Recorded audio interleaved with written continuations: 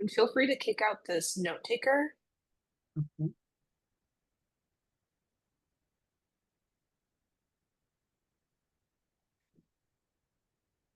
And I see that our participants are starting to increase. So welcome, everyone. We are here at the first breakout session of the Social Workers Confronting Racial Injustice Conference. And we'll be getting set up very soon here to get started. Thank you all for being with us. And I will go ahead and get us started here. Welcome to the the Social Workers Confronting Racial Injustice Conference. I am Amy Basil. My pronouns are she, her. And I'm a white woman in my 40s with long, straight brown hair pulled back, and I'm wearing a purple hooded sweatshirt with some plants behind me. And I'm happy you're here for this breakout presentation, ECHO, Engaging Communities to Change Health Outcomes. Now I would like to share our acknowledgement to the land we are on. On behalf of the Planning Committee for the Social Workers Confronting Racial Injustice Conference, I ask that you join me in acknowledging that our University of Wisconsin-Madison campus resides within the sacred homeland of the Ho-Chunk people, a place they call Teejop, Dejop, or Four Lakes. We respectfully recognize the inherent sovereignty of the Ho-Chunk people and the other 11 First Nations of Wisconsin. Whether you are watching this from the land of these 12 First Nations, or you are more distant, we encourage you to learn about the history of the land you are on. As social workers, we have a duty to look critically at the role our profession has played in the attempted cultural genocide and destruction of Indigenous families, as was the aim of boarding schools. This conference aims to bring clarity about the past, but also seeks to challenge and inspire us all into action in our work in communities to support Indigenous rights and racial equity. And again, thank you all for being here. And before I introduce our speaker for this session, a few Zoom info items. This presentation is being recorded and will be available on our conference website at a later date. To access this presentation, you are required to provide your name and email and log into Zoom. This allows us to log our attendees' participation and send you CEUs for this, which will be distributed via email at a later date. Your cameras and microphones will remain muted. We do have a Q&A feature where you can submit questions for our presenter. Please know that due to the large volume of attendees, we may not be able to get to all questions submitted. And I believe we'll have a question and answer period at the end. And now it is my pleasure to introduce you to Kadijha Marquardt-Davis. Kadijha received her Master of Social Work from UW-Madison in 2020. She is the founder and program director of ECHO, Engaging Communities to Change Health Outcomes. ECHO is a civic engagement training program that seeks to improve community health outcomes by engaging those most impacted by generational and systemic racism in Dane, Milwaukee, and Rock counties. Additionally, Kadijha recently received the 2023 Athena Young Professional Award, which recognizes emerging leaders between the ages of 25 and 40 who strive for the highest levels of personal and professional accomplishment, devote time and energy to their community, and serve as role models for young women. And now it's my pleasure to hand it over to Kadijha. Hello, everyone. I'm going to go ahead here and get my slides shared. Okay. And hopefully you can all see my slides.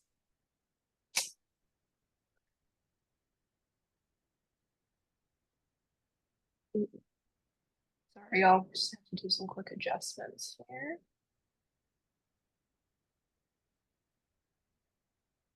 All right. All right. Well, welcome everyone, and thank you so much for being here today. As Amy just said, my name is Kadijha Marquardt-Davis, and I am the founder and director of ECHO, which stands for Engaging Communities to Change Health Outcomes. Today, I am wearing a black sweater, some gold dangly earrings. I also have a gold septum piercing. My skin is kind of like a tannish color. I'm a Black woman. And I have auburn box braids. But I am incredibly excited to be here today and honored to talk to you about my work at ECHO, which is very near and dear to my heart. So before I dive all the way into my program and what it's about, some initial background on our funding. So back in 2021, my fiscal sponsor in Bolden, Wisconsin, applied for a equitable recovery grant from the state of Wisconsin. This grant was a part of the Equitable Recovery Grant Program administered by the Wisconsin Department of Administration with the goal of increasing equity and eliminating disparities in various sectors such as health, education, and economic support. My fiscal sponsor then reached out to me while I was working at the Wisconsin State Legislature and asked if I would do the honor of designing and implementing a civic-based program. And I excitedly agreed. And what has followed is pretty much everything that I have done within the last couple of years here in my career and with my master's in social work. As I stated, I used to work at the state legislature. I've also been involved with various advocacy programs. And then while I was in getting my master's, I had a focus on health policy. So everything that I have built into this program is very near and dear to my heart, and I'm excited to share that with you. Okay, so our mission at ECHO is to center the voices and lived experiences of BIPOC women to drive policy change and transform local systems of power. The reason we chose to specifically focus on Black and Indigenous and other women of color within our work is because BIPOC women continue to be greatly underrepresented at most policymaking tables within their respective counties. And decisions are usually made without them informing the debate or the conversation. So ECHO specifically and authentically tries to center the voices and lived experiences of BIPOC individuals in Rock and Milwaukee County to strengthen a sense of belonging and social connection by providing the space and resources needed to become civically engaged, drive policy change, and transform local systems of power.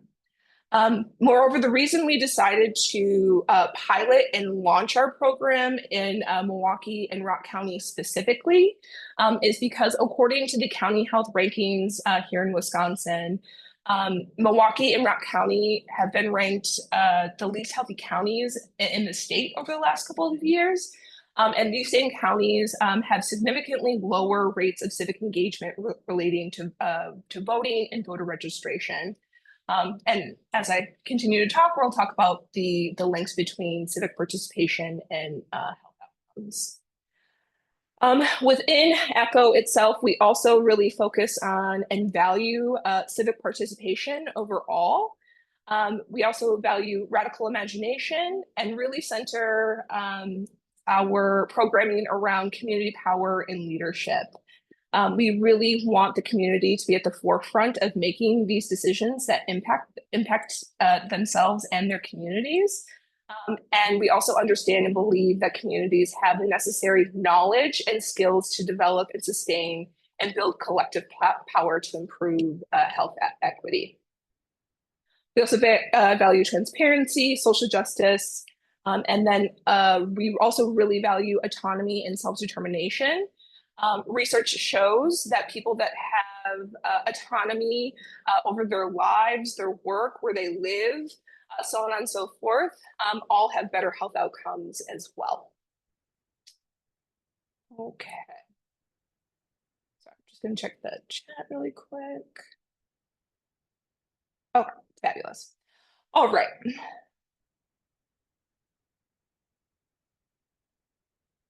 Oh, uh-oh. Sorry, y'all. Slides are all over the place. There we go. Okay, so ECCHO itself is centered on the concepts of radical imagination, civic health, and the political determinants of health. So public researchers have long known that the civic health of a community contributes directly and indirectly to the overall health of a community. So later on, we'll talk a little bit more about radical imagination as a vehicle for social change. But first, I would like to define what civic health is. So civic health is defined as the degree to which citizens participate in their communities, from local and state governments to interactions with friends and family. And then moreover, civic health is the measure of the civic, social, and political strength of a community. So as you can see here on the screen, civic strength is characterized by the level of individual engagement and community capacity to work to resolve collective problems. Some specific indicators of this include volunteerism, doing group service, group participation, charitable giving, and collective action. It's also characterized by social strength, which captures the social ties, networks, levels of trust, and exchange of knowledge and ideas in a community.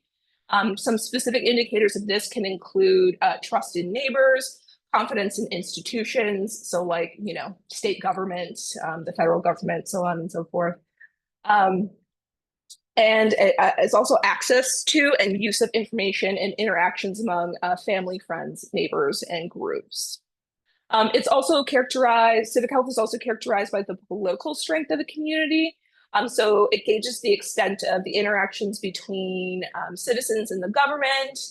Some indicators of this include voter registration and turnout, interactions between citizens and elected officials, expressions of political opinion, and engagement in public dialogue and processes in decision-making. So as I stated earlier, researchers have long known that the civic health of a community contributes directly to the overall health of a community, of both individuals and community members. So for example, states that have more inclusive voting policies and greater levels of civic participation tend to have higher indicators of health, according to the 12 public health indicators. So they're usually rated better in mental health, physical health, percentage of adults receiving disability benefits, infant mortality, so on and so forth. And then concepts of civic health also tie into something much greater called the political determinants of health. The political determinants of health refer to the policies, laws, and governance structures that shape the conditions that we live, work, and have to access healthcare and services in. These sort of determinants influence these determinants influence the distribution of power, resources, and opportunities that impact health outcomes. And so some key political determinants of health include voting laws and policies, health policies and funding allocations, governmental representation, decision-making, social justice, and civil rights. I actually highly, highly recommend y'all read Daniel Dawes's book called The Political Determinants of Health. And he really helps to lay out, to show how politics, policy, civic engagement, us as individuals and communities interacting with these systems, how it all impacts our overall health as individuals and at a societal level. Okay, so keeping all of this in mind around the importance of civic health and the political determinants of health in determining our health as individuals and communities, ECHO was born. So ECHO is a civic engagement training program that seeks to improve community health outcomes by engaging those most impacted by generational and systemic racism in Dane, Milwaukee, and Rock County. Cohorts are overseen by a local program coordinator who pays participants to participate in the program, provides them training and resources and everything that they might need in order to build the skills needed to design and implement a community-based project based on either a civic health or a health need of their community. So currently, our program is 2 years long, and the curriculum includes elements around community organizing, how to do a community needs assessment, how to do advocacy, things around sifting through misinformation, how to pull data, like all of and leadership development, basically all of the things that you would need as a group or as an individual to feel prepared to start to interact with our civic system. They then take that information, and then for the last 9 months of the program, they come together as a cohort, and they build out this project, as I said, based on the health or civic health needs of the community. One of the projects that we had in prior years was there was a real need for people who were on food share to be able to access hot food. Currently, right now, here in Wisconsin, there is, if you receive federal food share benefits, there's some restrictions around being able to purchase food from restaurants or hot food even from grocery stores. And so one of our Milwaukee cohorts decided to go out and create a petition around this and engage the community to see if people would be interested in getting food share here, to sign on a waiver to make it so that people could purchase food from restaurants and things like that. And there's a whole process we also go through that I'll talk about later in the presentation on how the participants come together to craft these projects, because there's a lot of, once again, radical imagination is a tactic that we like to use, but then also them sharing their sort of like personal experiences and things like that also inevitably help to shape out what these group projects look like. And I should also say within our program, I pride myself on being very focused on continuous quality improvement and assurance. And so our initial program was actually 9 months long. We went through like 2 cycles of our pilot. And the reason we inevitably ended up shifting to having a 2-year program over a 9-year program was through the direct feedback of our participants and our local program coordinators. We always try to almost immediately address any needs that come up, so that everyone in the program is getting their needs met, and that, I don't know, I also don't want to be like telling people what to do, because ultimately they are in the driver's seat for how these projects are going to be disseminated and implemented in their specific communities.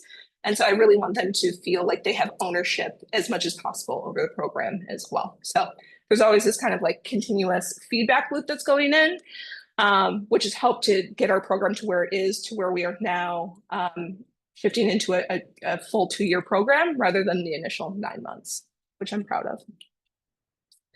Okay. So with all of this in mind, ECHO also seeks to address some key social determinants of health, with specific emphasis on the social and community context of the social determinants. So with the long-term goal of improving health and advancing health equity through increased civic participation and action, social cohesion, community engagement, and community involvement. Social cohesion and social belonging is actually of particular importance to us at ECHO. Recently, the Surgeon General of the United States actually put out information around loneliness being an epidemic here in the United States. And so as a way to help also combat that, while also, hoping to improve civic participation, We also heavily focus on social connection and social cohesion within ECHO. So that means that we really strive to have our participants not only commune with each other while they're in group with one another, but also outside of the meeting space as well. And so they often go off and do like activities with one another, go to community events. We also try to re-engage our alumni pretty frequently and have them continue to reconnect with former alumni and new participants as a way to make sure that people aren't feeling a sense of social isolation. Particularly considering the political climate that we are in, we want to eliminate as much social isolation as possible so people can feel supported, which overall helps to improve their health. So, and once again, research shows that strong ongoing connections between community members and accessible information on public issues, positive attachments between citizens and their communities are highly correlated with a variety of positive health outcomes, including increased public health. So all of these things are sort of building on each other as a way of improving overall health through the use of community building and civic health. Here's just a quick snapshot of some of our project goals for ECHO. So once again, trying to improve the overall health and mental health of program participants, increase levels of hope in civic participation, increase confidence and leadership skills of program participants, and then improve civic health outcomes by strengthening civic infrastructure in each county. Another thing that we pay heavy attention to is also really trying to connect our participants with their elected officials. So in the photos here, you'll see some of the elected representatives that they have met here in Wisconsin. We have Senator Mark Spreitzer from Rock County. We have Kaylin Haywood from Milwaukee, and we have Lena Taylor, who I believe is a former Milwaukee senator at this point. I believe she has a new position now. So we really try to connect our participants to their elected officials as well. I think there's a lot of fear when it comes to having to engage with elected officials or key decision makers. And we want to remove that as much as possible. We want to take the fear out of that as much as possible. And the way we do this is we have these elected officials either come and speak to our participants on like a one-on-one basis, or we have our participants directly reach out to them and attempt to engage them in whatever projects they might be doing for their community-based project piece. And then once the program ends, we want them to continue building out these relationships so that if new problems arise or there's a new project that they want to work on independently, they now already have these connections in the community, and they can be less fearful in terms of like reaching out and connecting with people. And we actually very much encourage them to connect at every single level of government. So like this includes their county representatives, their mayors, their school board, and so on and so forth, because having like a robust knowledge of who's actually in power and can move those levers will inevitably help your civic participation and make it easier for you to actually engage and reach out.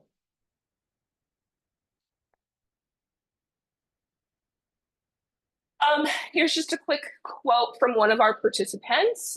So my experience with my cohort is this program has been life-altering. This group of women are inspirational, encouraging, and influential. I'm very grateful that this program has created the space for us to connect. I've also learned a lot about my community and the various resources that we have. And I'm particularly proud of this quote because it shows that we are hopefully meeting the mark in what we're trying to do in terms of increasing civic participation and also that social cohesion and belonging piece. We really want people to feel comfortable, not only civically participating, but just like being in community with people as well, because it makes it that much easier to overcome challenges that communities might be facing. All right, and now for the main event. So at ECHO, we have a very particular approach in which we center the use of radical imagination. We dare our participants to dream of a world without barriers and to move beyond the status quo. And for those of you that might be unfamiliar with radical imagination, I'm just going to quickly define it. So radical imagination is the ability to envision and create alternative futures that go beyond incremental change or reforms. It challenges oppressive systems and expands the possibilities for justice, equity, and collective liberation. Radical imagination helps people see past the constraints of the present, imagining new ways of organizing society, relationships, and resources, and prioritizes the community well-being over profit and power. Which I think is really powerful because it allows us to transcend the isms, as I like to call them, capitalism and racism and ableism and all of these structures that sort of hold us back as a society from being able to imagine a more liberated and just world. Robin D.G. Kelley, the author of Freedom Dreams, actually has written about radical imagination pretty extensively, and actually recommend that you read their book.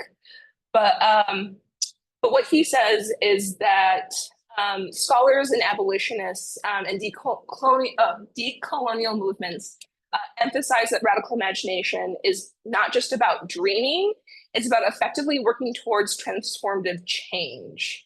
And it also requires us to question dominant narratives, center marginalized voices, and create new structures that serve people rather than maintaining the status quo.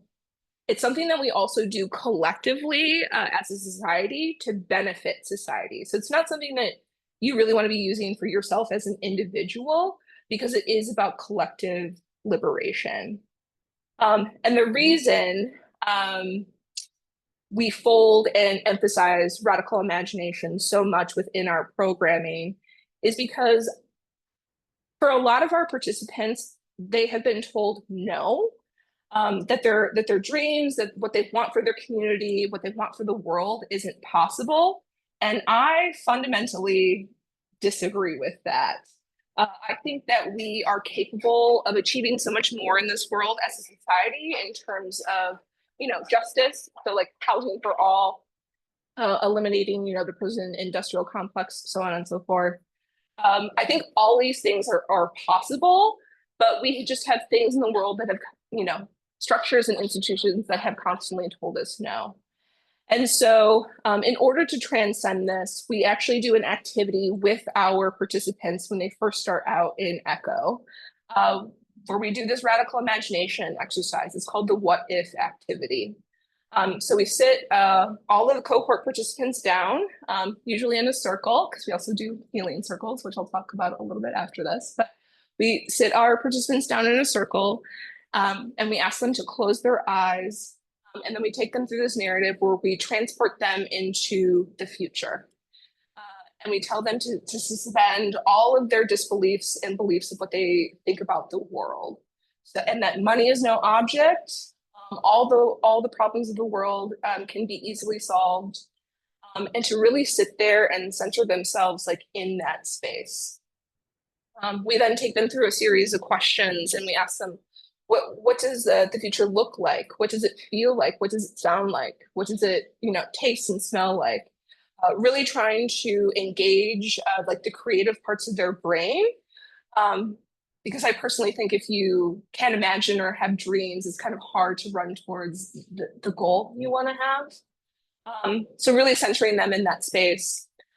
And then after they've been transported to the future, we bring them out and we bring them through the what if exercise, where we ask them, what laws and policies exist in this perfect reality where money isn't a thing. We also ask them to what values have brought them here. Like, is housing a full human right in this new future and universe? And if so, like, what does it look like? What does it feel like? And yeah, so we just really ground them in the sense of radical imagination. And we try really hard not to say no ever as well. It's a lot of like, yes, and because we really want to cultivate that muscle of radical imagination in which people are thinking as big as possible. I don't really care if it's like feasible or not, because that's not the point of it. It's to give you a guiding light and a North Star and something to run to as you begin your advocacy or organizing efforts. Within the same space, we also have people really reflect on their values. So sort of on an individual basis at this point. Just because like what you value and how you view the world will inevitably impact your imagination. And so as we sit in group, the local program coordinator will ask these value-based questions, like what do you value? Do you believe that all people deserve housing? If not, why? Or if so, why? Do you believe that food and access to affordable food should also be a human right, and like walking towards those things. And also asking like, how did we come up with our values? Is this something that we just inherently thought, or is this something that like the isms have told us that we need to feel, like capitalism and racism? And really, really working towards those values so that we can begin to deconstruct like how we view the world, basically like, kill the cop in us and like why we may or may not believe in carceral systems sort of thing. So that we can be as expansive as possible as we move into these projects and make sure that we're really centering people and the needs of the world and not getting so blocked and bogged down on feasibility or what the world has told us that we need to be. This is also where I get on my soapbox and tell you that as social workers or hopefully budding community organizers, that radical imagination is something that I would implore you to actually incorporate into your practice, especially as you work with communities or even individuals. It can be used as a way to help break down cycles of reacting to crisis, and instead it creates proactive and visionary solutions. And it pushes us beyond like what seems realistic under capitalism and oppression, and honestly pushes us to demand more from our society, which we should be doing. All things within the political spectrum of things are possible. I've seen them ran through so many things, and so I think that we should also be demanding more as well. Radical imagination also helps to build movements that inspire hope and resistance and long-term transformation. And it's not just about like envisioning the change, it's about actively taking the steps necessary to enact that vision as well, through organizing, through resisting, and through creating.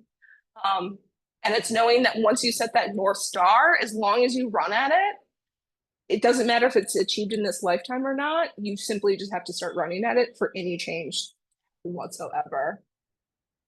And I would actually argue that right now, in this current political system that we're in, radical imagination is more important than ever. As we begin to see systems and institutions fail and morph and our society change, now more than ever, I think we need to start creating a collective vision of the future that we want and then actively start working towards that. Because I can guarantee you right now, we are living in the imagination of evil, racist white men right now. And I would like us all to collectively imagine a better future and then go and act that, in which we all have justice and aren't just living in this like disaster capitalism hellscape. So thank you. That is my soapbox on that. But please, like, radical imagination can be used in so many ways and is so important in systems work, in abolition, in everything that you touch as a social worker. I would implore you to leave radical imagination and know that you and your clients deserve so much more than's being offered. And by doing this with clients, even you can probably even come up with new realities of how the systems that you live and work in can be. So, all right, that's my soapbox on that. Thank you. And then the next part of our approach is we really heavily lean on this concept of community-based participatory research. Oh, excuse me. Why we use CBPR is because historically people who have come into communities to do various types of like work, whether that be organizing, social work, research, whatever, they come into these communities, but specifically communities of color, and try and tell them what to do or make it seem like they know what's best for their community. And at ECCHO, we actively reject this. We believe people and communities know what's best for them, and that we already inherently have the knowledge and experience needed to be able to solve the issues in their community. First, like, what is CBPR? So CBPR, or community-based participatory research, is a collaborative research approach that actively involves community members in the research process. So rather than researchers simply studying a community from the outside, CBPR makes the community an equal partner, working with researchers from start to finish. So this includes everything from defining the research questions, collecting and analyzing data, interpreting results, and applying findings to create positive change. So some key principles within this include partnership and collaboration. So this means researchers and community members form a partnership based on trust, respect, and shared decision-making. So this helps to make sure that research is relevant and sensitive to the community. It's their needs and the context in which everything is sort of happening. It also makes sure that it is community-driven. So research questions, goals, and methods are driven by the needs and interests of the community, and not just the researcher or the nonprofit or the social worker or whoever's agenda. And the goal is often to address the real issue affecting the community, such as health disparities or environmental justice or social inequity. It is also mutually beneficial. So CBPR aims to provide benefits to the community beyond just knowledge. So for example, like a health study might improve local healthcare services or increase community capacity for future projects. And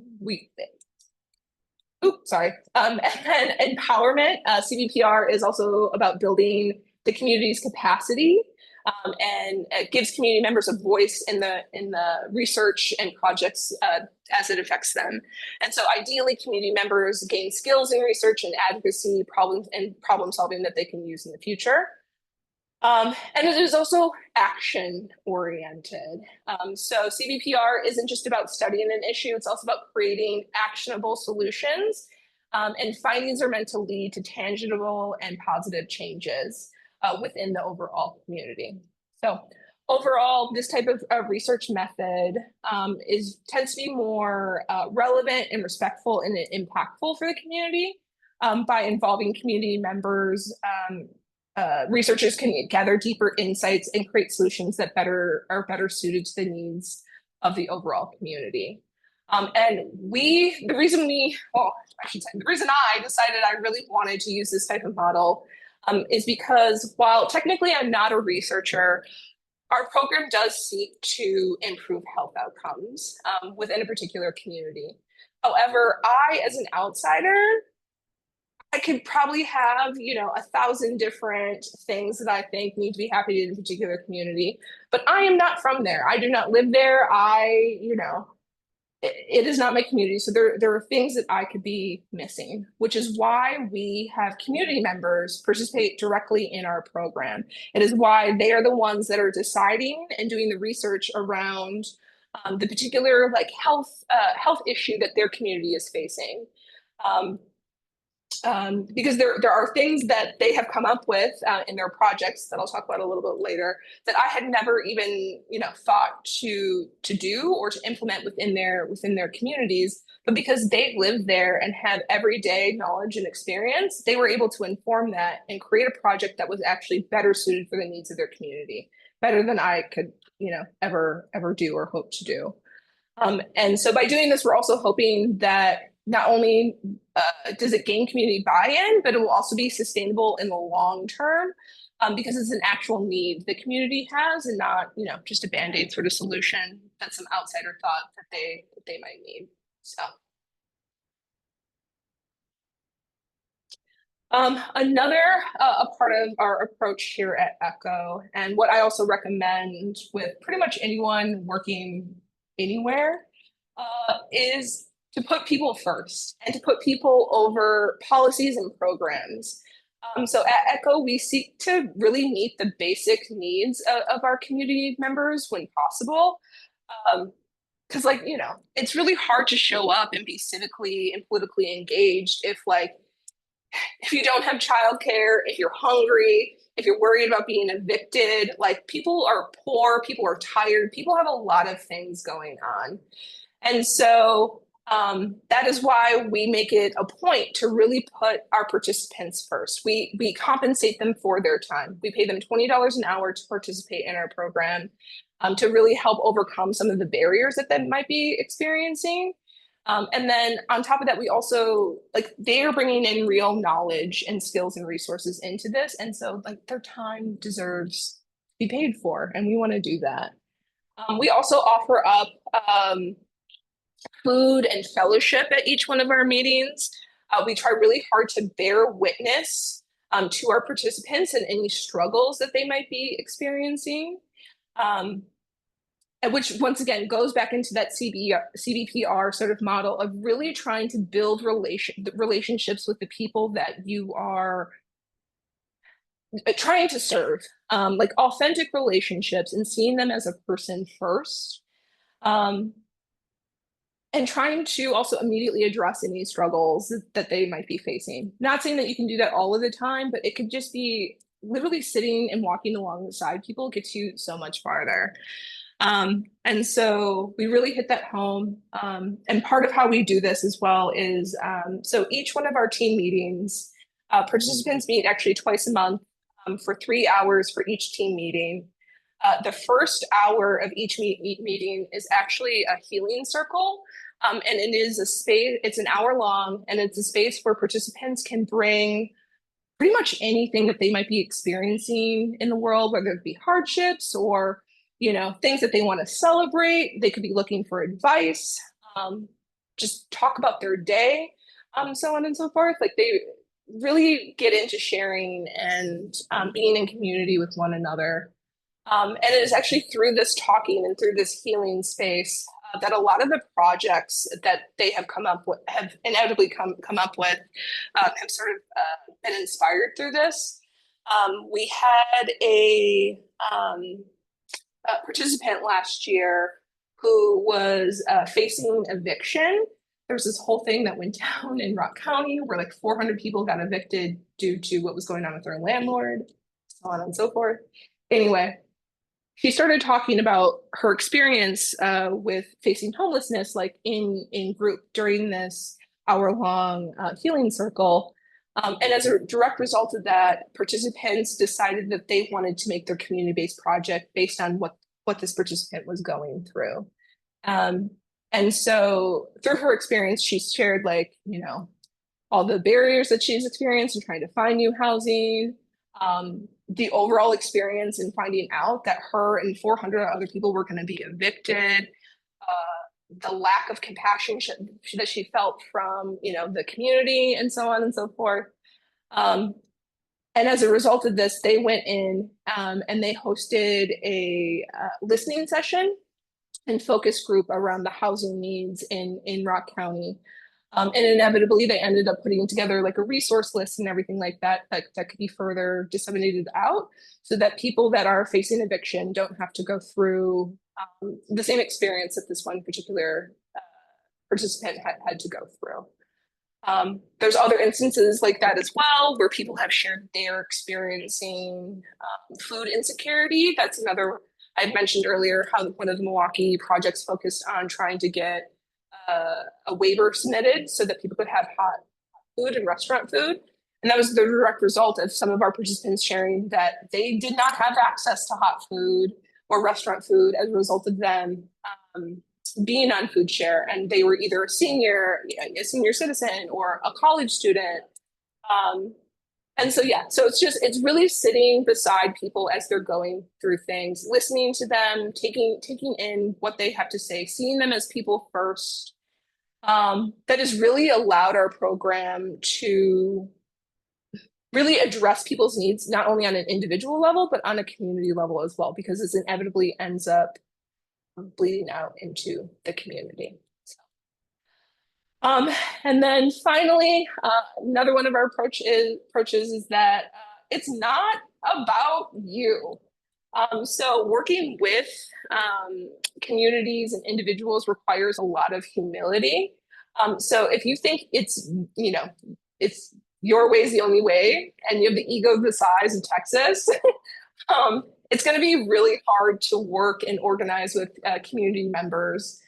So me as the director, I try very hard not to insert my own like political agenda or anything onto our local program coordinators or our participants. And our local program coordinators try to do the same as well. Like we really want our participants to be in the driver's seat. And yes, we give them some tools to be able to navigate that, but ultimately, like they have autonomy and independence over that. And as a result of that, like I got to take a back seat. It's not about me. It's what's best for the community and how they want to be civically engaged and enact, change within their community. And that's it. Thank you so much. So yeah, just to wrap up, once again, ECHO is about reimagining what civic engagement can look like. It's about empowering communities to drive change. And I just want to really thank you for being here today. And I am open to any questions that you might have.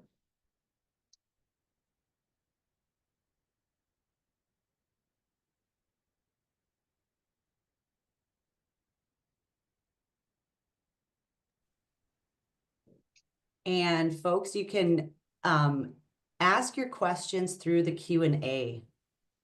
The Q&A feature allows you to put in your questions, which I can read to Kadijha, and we can discuss a little bit more.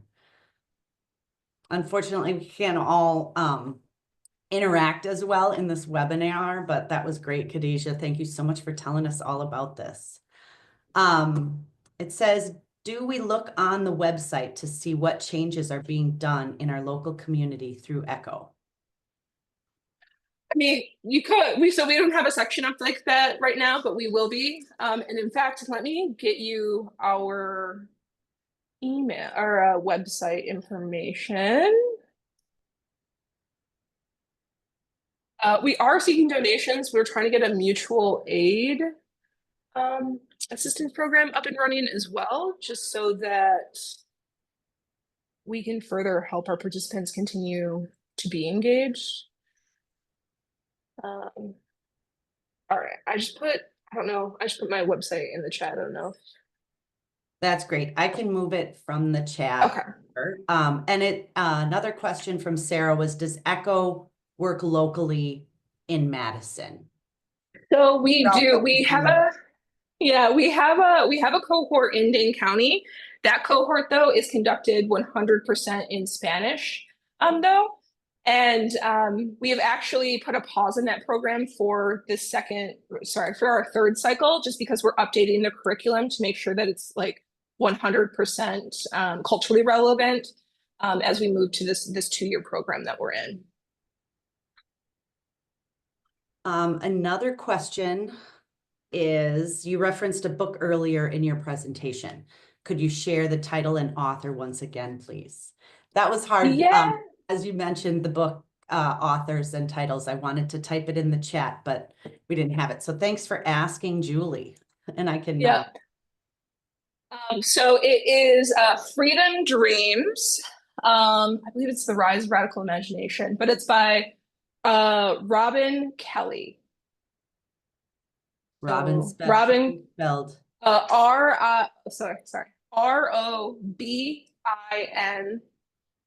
and then Kelly is KELLEY, I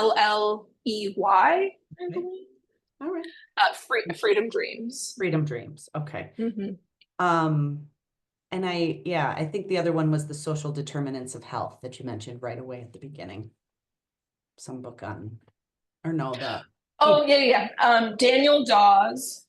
Daniel Dawes. Okay, Yeah. The political determinants of health. that's it. Political social.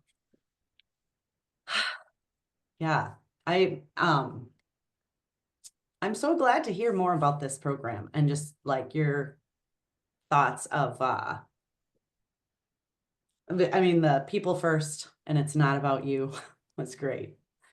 The next question is from Jenna. You mentioned that radical imagining is not about practical limitations. I can see how it serves the process of determining your ultimate goals to do this. At what point in the process do your teams find that it is helpful to start re-engaging in considering the limitations, capacities, current systems that we do work within? Yeah. So the radical imagination piece, as you kind of stated, is that North Star.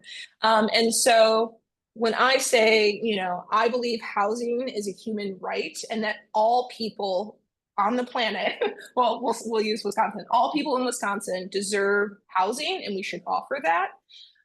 Practically speaking, is that going to happen tomorrow? No. So what we have them do through these like what if questions, because there's a whole thing that we do with them, is we have them like narrow down to the starting point.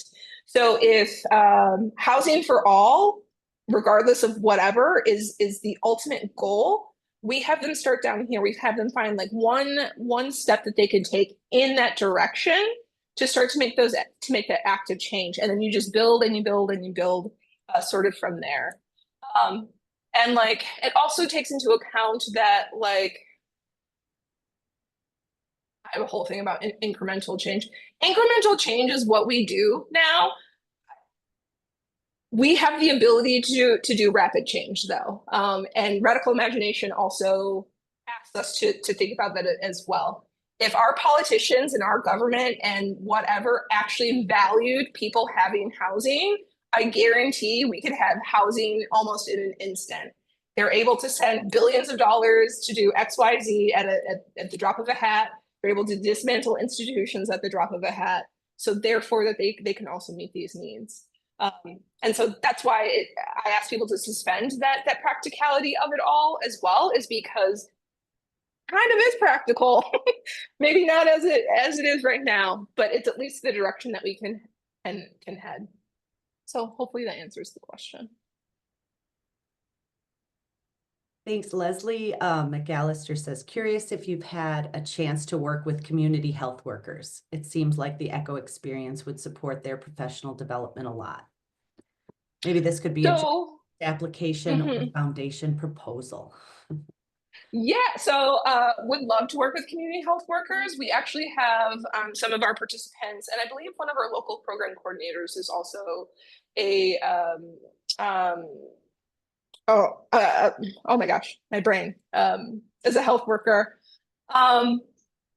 We don't focus on specific groups right now. However, if you as an organization would like your health workers to go through this, feel free to hit me up, and happy to put our curriculum together for you and specialize that for you.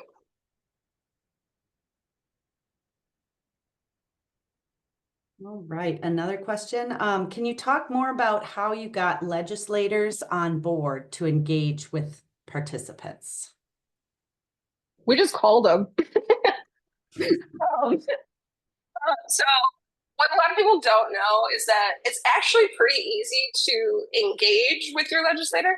Like all we did, and I should actually really give this up to our local program coordinators, because I just told them that they had to meet with our legislators and they made it happen. And so you can just go to their legislative website, shoot them an email, give them a phone call, let them know like what the event is about or whatever.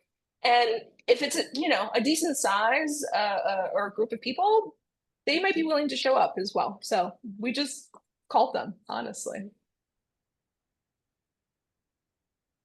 All right. Kristen says, I work in homeless healthcare, and we saw this happen with housing during the pandemic. I used to think housing for all wasn't possible, and we saw that with imagination, it was possible during the pandemic. It was a lack of will and imagination.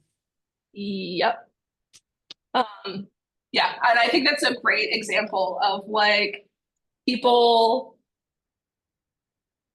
saying things aren't possible, and then a moment happens, and then things shift, and you realize it was possible the entire time.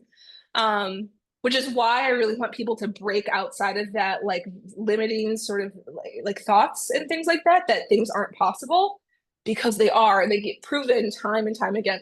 Usually it's because like excuse my language, because bad shit is happening. All of a sudden, when bad shit wants to happen, it's all possible. But I really think that we can use this moment to do the good things. It's sort of like the opposite of disaster capitalism. It's using this moment, knowing these institutions are going to fall, engaging our imagination of like, well, we actually, that institution wasn't good to begin with. It was racist or it was bad. What can we do? And like, what plans can we start laying out to envision a better institution that we are ultimately going to go out and like fight for?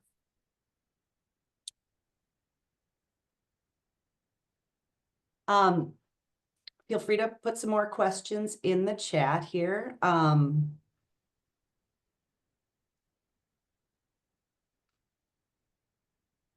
right, Jeremy, JP Vincent, Kadijha, spill tea. How are you really feeling in this arrow? If it all goes up in smoke, what's the imaginative move for building better care forward? So on the jokey side, I'm actually currently in Brazil right now, if that gives you any indication of how I feel things are going. I'm coming back, don't worry. I have thought about moving here though. But in reality, like, things aren't going to change unless we go through it, basically. What the last, I would say 15 plus months have shown me is that you got to just keep moving forward. It's gonna suck. It really is. It's gonna suck. But just because it sucked doesn't mean that you don't dig in and go through it. And honestly, the more people we have collectively coming together to reset what we believe our society should be, with thoughts of liberation, hopefully the sooner we can get there. Because not doing anything and capitulating is also not going to get us to anywhere where we may need to be. Another thing that I also like to remember is that this shit isn't a marathon or a sprint. It is a relay race. We are going to do as much as humanly possible as we can now, and then we're going to pass it back to the next people in line so that they can continue moving forward. So unfortunately, we might not see if we win the race, but we're going to run this leg as hard as humanly possible so that we can continue to move society forward. So that's where I'm at. Thank you. Jenna says, I work as a clinical social worker therapist, but I'm always interested in my role in transforming systems, not just focusing on individuals. What do you hope people who primarily provide direct mental health service to people one-on-one would take away from this presentation? That even as individuals, you can make a change. You can make a collective change. And so I would also recommend that you do, so on an individual level, you can actually do this with your clients, like asking them to suspend their belief, transporting them to a better future, asking them to really think about their values and stuff like that. But as a provider, I'm sure there's things that are going on within your clinic that could be changed or adjusted that would make it easier for people to receive care. So right now, like, I know health insurance is a huge thing. Like, what would it look like if we could radically imagine where people can actually see service providers like you without as many barriers? Maybe we just eliminate, health insurance altogether. Maybe there's different types of payment plans. Maybe you start a collective and you have a sliding piece. The sky is the limit. But like, for you, if having people have access to a mental health care provider is important to you, then I would start looking at how you can adjust the laws and policies and advocate for those things to make it easier for your clients to access. And dream big. Maybe you want to see your clients, I don't know, in the middle of a forest, who knows? And you can transport them away for like, I don't know, weeks on end, whatever that might be. And then start to, move towards that. And not so much a question, but I know Francesca Hong is a great state representative here in Madison that shows up to do things. She's huge on advocacy work. Yeah, Thanks, Jan. she's great. And do you have any feedback from ECCHO alumni about how ECCHO has supported them in their advocacy, community organizing efforts, and what the most valuable part of going through the program was? So the biggest takeaway that we have gotten from everyone is that they love each other, which I think is great. Like usually everyone leaves feeling like they are a part of something really important, which to me signals that they feel supported.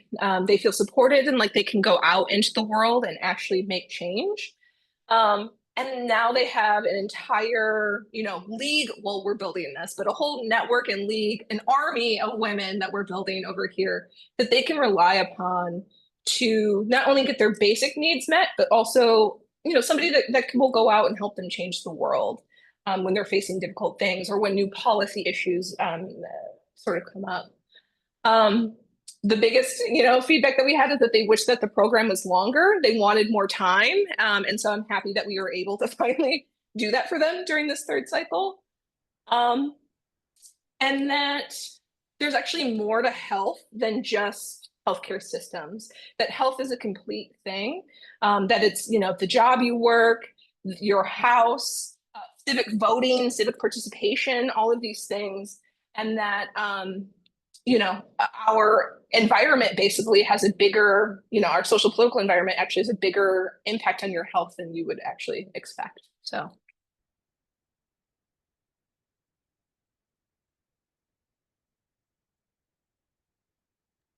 I think that's the questions that came up in the Q&A. And if there's any more, I was just saying that we wanted to answer them all live. So I think that's about it for now for that, but it was so great to be talking with you. And I guess we've got about 5 or 10 minutes left. If there's any final words that you want to say, or you've just, I think, inspired me and everyone here to just, get out there, do it. Honestly, yeah, that is what I would say is that, and you all have probably heard this ad nauseum at this point, but like it's going to be community that saves us. So getting to know your local people, the people around you, like even the store, the corner store clerk guy, whatever, the better that this new era can be. And know that there's going to be a lot of shit just bombarding us. And it's okay to like sift through some stuff and just pick your North Star, focus on that issue and run towards that. And we will. We'll make it through. It's a relay race and we're gonna run it. We're gonna run our so hard. See you all on the other side. Yes, well, I wish we were all with you, ready to go to the beach. But thank you for your time today. And for everyone that has joined us too, many, many thanks for sharing your time, Kadijha. And it's been great. Kadijha was also formerly part of this conference as a co-director or co-chair for several years. So it's great to have you back and or continue to be in community with you today, and especially at this time.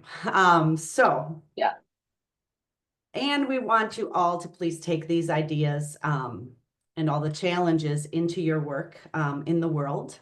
And we want to thank everyone in attendance for being a part of this event and for your commitments and your efforts to confront racial injustice. And now if you are heading to the next breakout session, please take a break now and then select a breakout session that starts at noon Central Time. And then also later be sure to join us for the keynote by Kelly Hayes and Miriam Kaba at 2 p.m. We'll also be sending out a link at the end of the day for an evaluation, if everyone would be able to take that. And in a few weeks, watch for an email with your CEUs for participants. Remember that most breakout sessions will be posted online, so you can watch this video or share with others, as well as watch other breakout sessions that were going on during the same time. And so thank you again for participating in this conference. And Kadijha, again, thank you for being here with us. Yeah, thank you. Love Thank this you. conference. Happy I got to come back as a panelist this time. And yeah, hopefully we'll see you all next one.